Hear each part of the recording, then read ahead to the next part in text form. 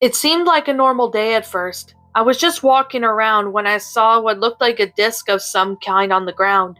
As I got closer, I saw that it's a Blue's Clues DVD. I picked it up and looked at the other side of it, and was partially pleased to see that it was hardly scratched at all. "Oh, this will be good for Jordan," I said to myself. I flipped the DVD over and saw written in thick black marker, "Don't watch." Confused with a little concern, I watched it first before letting Jordan see it. At first, it seemed like a normal Blue's Clues episode.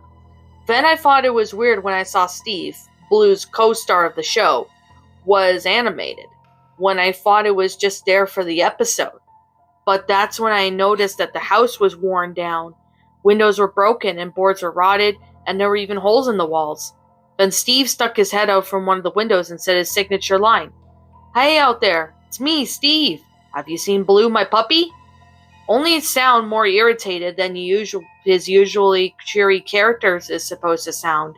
It was then that Blue appeared from behind a bush in front of the house. It took off in a sprint towards the backyard rather than going to the front doggy door like she normally did. Steve then disappeared back inside the house. The screen went to static for a moment, and then the only sound of the loud, insanely frightening shriek of a dog screaming out in pain. Thinking it was coming from outside, I kept watching. Then the screen exited and static entered the next scene. Steve was wearing a black hoodie, black baggy jeans, and black combat boots. It was strange to see Steve dressed in that way, and even though his hood was up, I could tell it was him. But I could also tell that something was wrong. An eerie chill crawled up my spine, and I was just about to turn it off when blood-curdling, fear-filled, high-pitched scream blasted through the stereo speakers. The pitch, the volume of it pounded my ears. It hurt so much that I had to cover them. I thought that it might kill my hearing. It went on for what felt like hours. When it stopped, I looked up to see a knife, covered in blood, clutched firmly in Steve's hand. I was confused for a moment. Then I saw the brutally mutilated corpse of blue-haired, carefree puppy laying lifeless on the floor, blood pooling around her body, her intestines spilling from her belly, the blood looking so real I almost thought it was coming from the TV. It was then that Steve's brother, Joe, comes in and sees the aftermath of the event that just took place. He screamed so loud that it screamed louder than the first. I covered my ears again, but didn't take my eyes off the screen. Joe ran out of the door in a terrified sprint, with Steve calmly walking after him. It made me think of something out of a slasher film. Joe ran for what seemed like 10 minutes, and then finally come to a rest behind a tree to catch his breath. There was no sound at this point, only the faint sound of Joe breathing. There was a snapping noise, like a twig breaking under the weight of someone's foot. Behind him somewhere, and he physically stiffened in fear. You couldn't hear any footsteps. Only sound was Joe's heartbeat quickening and pounding against his chest. Then everything went quiet. The camera view changed, and it was as if watching through someone else's eyes. They were slowly approaching a tree. When they were directly behind it, the screen then changed again, but not to static.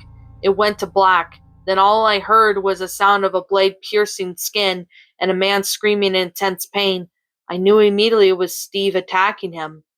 Then I heard the sound of a knife piercing Joe's body again and again and again and again. I don't know how many times I heard that sound. The screen was still black then, and I began to see what looked like blood trailing down the TV screen. It looked so real, like a bucket of it had been poured on top of the TV. After a moment, the screen went back to normal.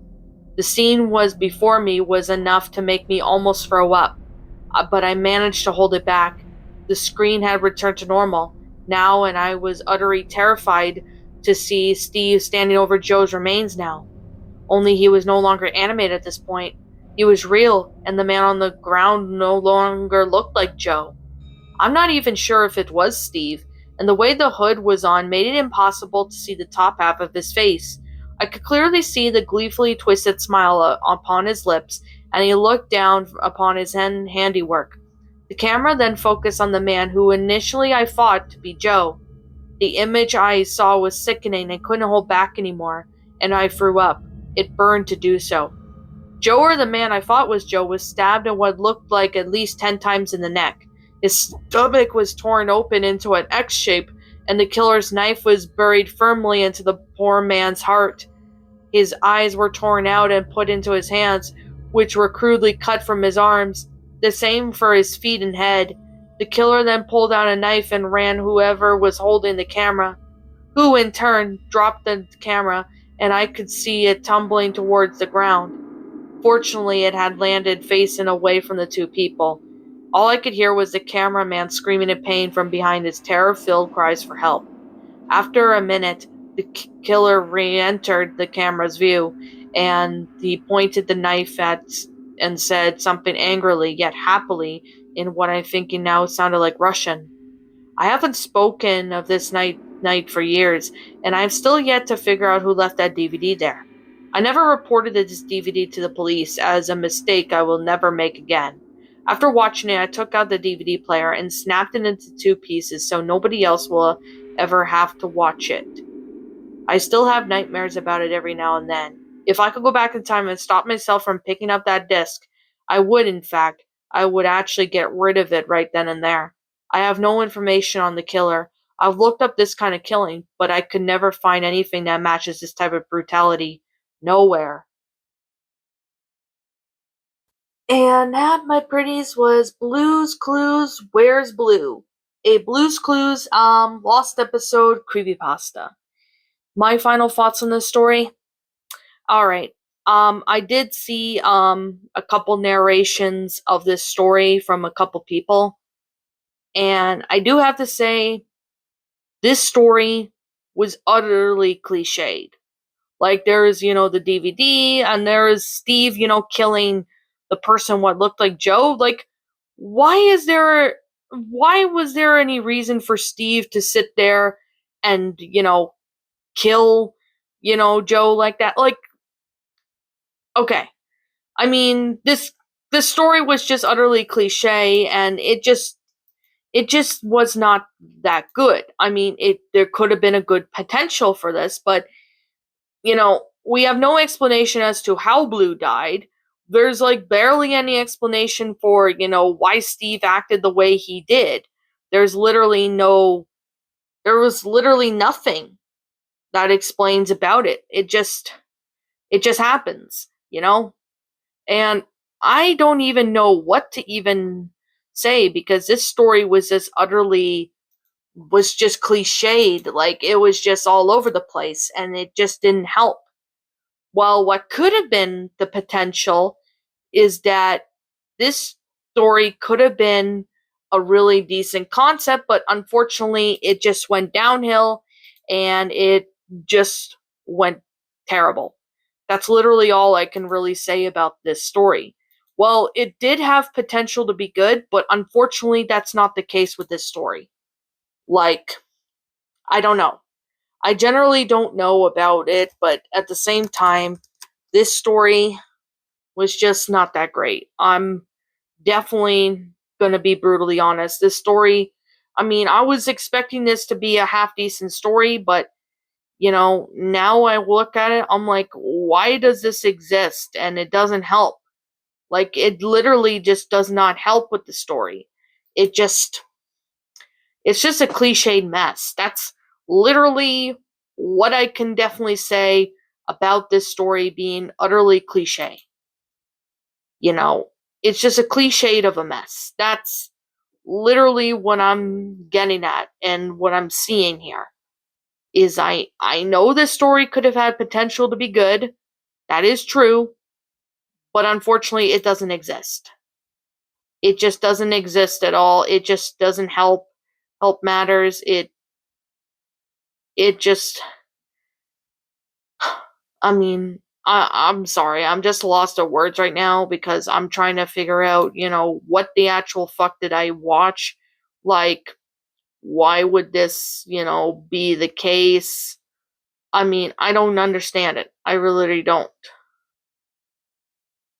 But I think this story could have had a potential to be good, but that just doesn't happen to be the case. This story, is just it's just not that good. I'm just gonna be brutally honest. This story is just not that good.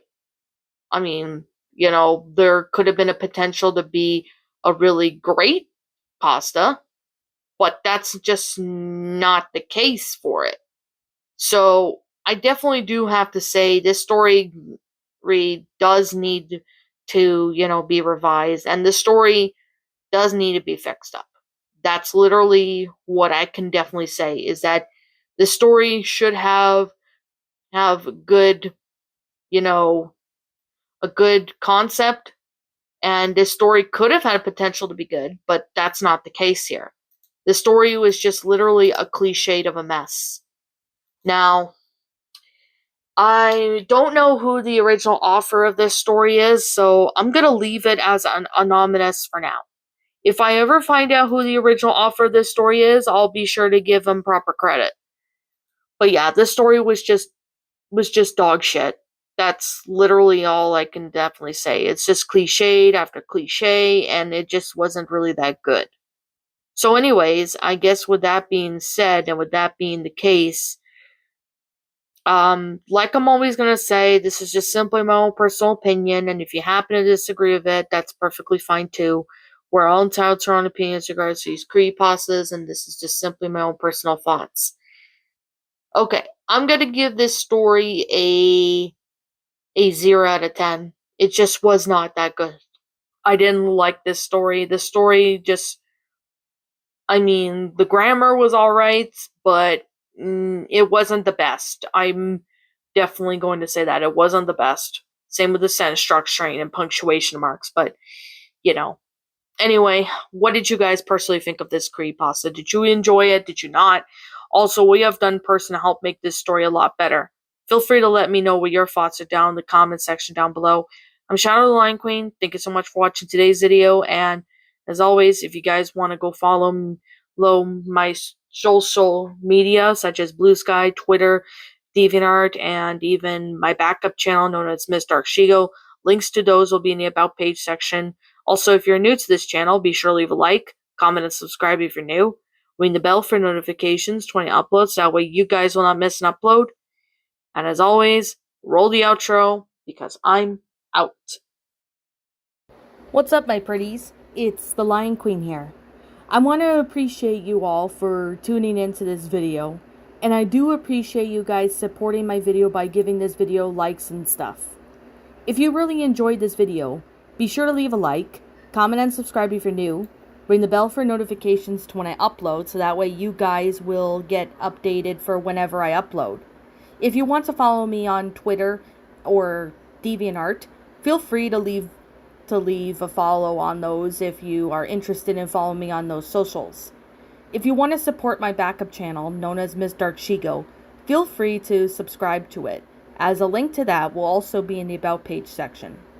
And with that being said, and that being the case, thank you so much for watching, my pretties, and as always, please stay pretty.